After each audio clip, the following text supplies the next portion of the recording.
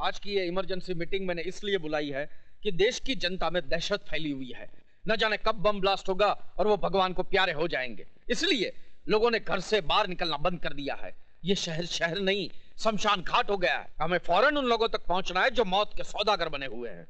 मंत्री जी, मैं दावे के साथ कह सकता हूँ कि ये काम किसी विदेशी ताकत का है जो नहीं चाहते कि हमारा देश तरक्की करे, यहाँ अमन और शांति बनी रहे। विदेशी कुछ नहीं कर सकते जब तक हमारे देशी कुत्ते उनकी जुठन न चाटे। हमारे देश का कोई कुत्ता है जो उन लोगों से जाकर मिल गया है, ढूंढ निकालो उसे। ऐसी सजा दिलवाऊंगा कि उसके खानदान में फिर कभी कोई गद्दार पैदा नहीं होगा। मिस्टर ट्रिकल, हमारा गवर्नमेंट तुम्हारे से बहुत खुश है। अच्छा? इसलिए हमारा गवर्नमेंट का तरफ से ये छोटा सा इनाम $5 lakh. Thank you. But mister trickle, एक बात का ख्याल रहे, हमारा कंट्री का नाम नहीं आना चाहिए, नहीं तो दोनों कंट्री के बीच का रिलेशन खराब हो जाएगा। फिक्र न करो मिस्टर ली, त्रिकाल ने कच्ची गोलियां नहीं खेली हैं। न तुम्हारा नाम आएगा न हमारा। हम हमेशा अपना इल्जाम दूसरों पर लगा देते हैं। बेचारा विजय श्रीवास्तव।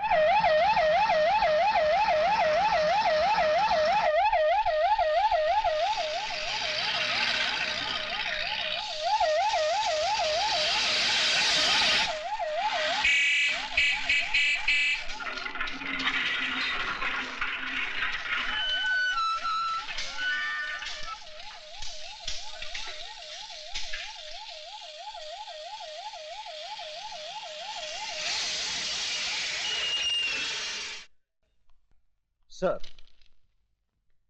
Thank you. मुझे विजय श्रीवास्तव, सजा 5 साल, गुनाह माँ बाप और भाई का कत्ल।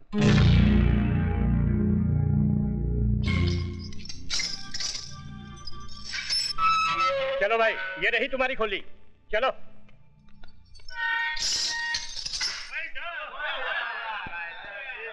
त्रिकाल सेठ, विजय श्रीवास्तव को तो रास्ते से हटा दिया, अब हीरालाल का भी कुछ कीजिए, वो जेल से जल्दी ही छूटने वाला है।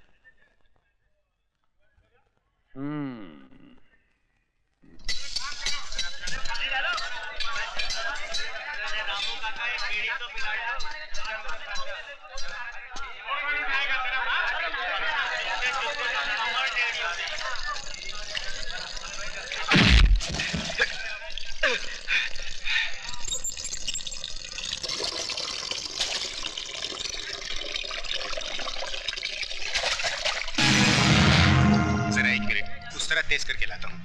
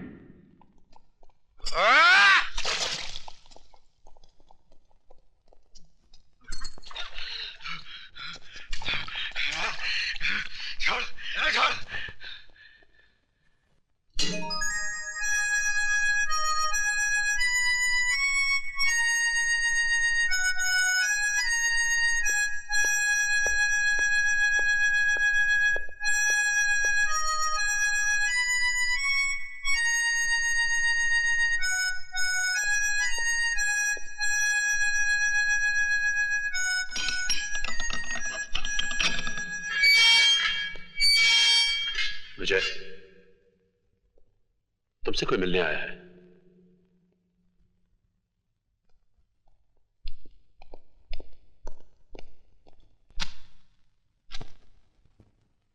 मेरा नाम यशवंत देशमुख है। मैं शहर के उस एरिया का इंचार्ज हूं जहां कभी तुम्हारा घर था, तुम्हारे माँ बाप थे, एक छोटा सा भाई था, एक खूबसूरत सी जिंदगी थी। मुझे यहाँ किस लिए बुलाया गया है? हमें अपना दोस्त समझो। जानते हैं मैं किस जुर्म की सजा काट रहा हूँ?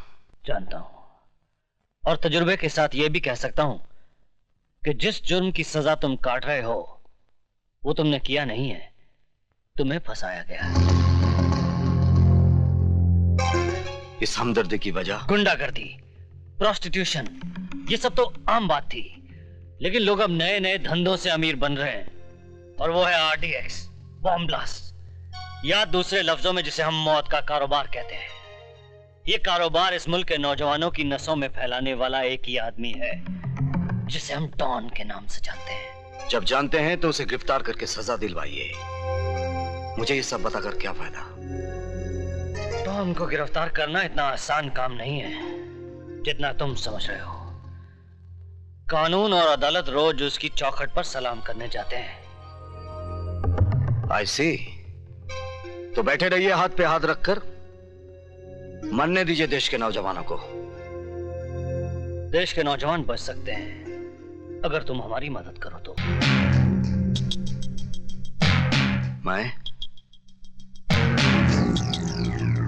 मैं क्या कर सकता हूं? तुम चाहो तो ये डॉन घुटनों के बल चलकर हमारे पास अपनी जिंदगी की भीख मांगने आ सकता है। वो कैसे?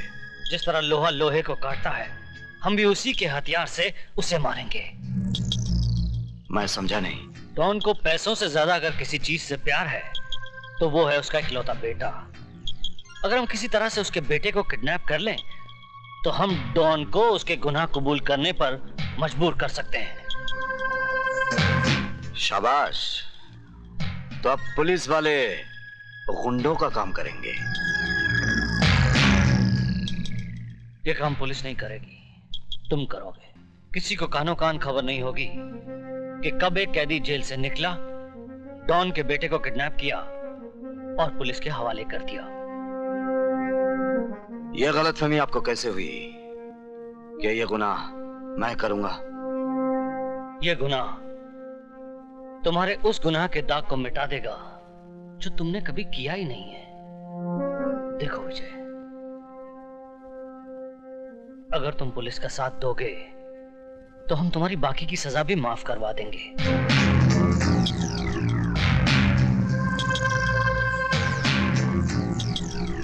इस तस्वीर को देखो, यही है डॉन का बेटा जो तुम्हारे लिए नई जिंदगी का दरवाजा खोल सकता है।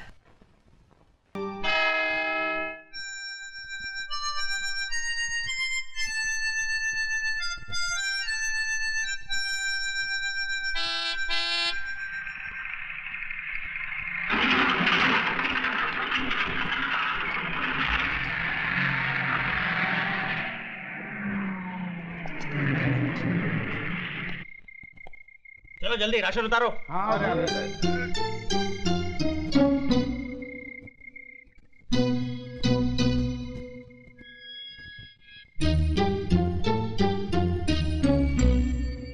चलो भाई जल्दी करो।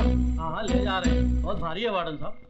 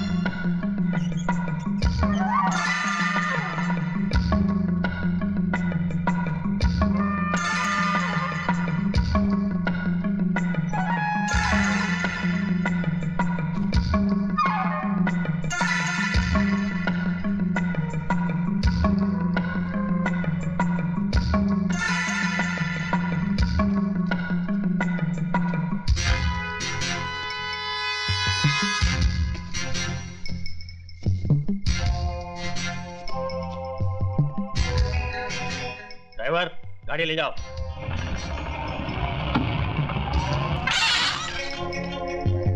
रुको। क्यों, सारा सामान उतर गया? उतर गया साहब।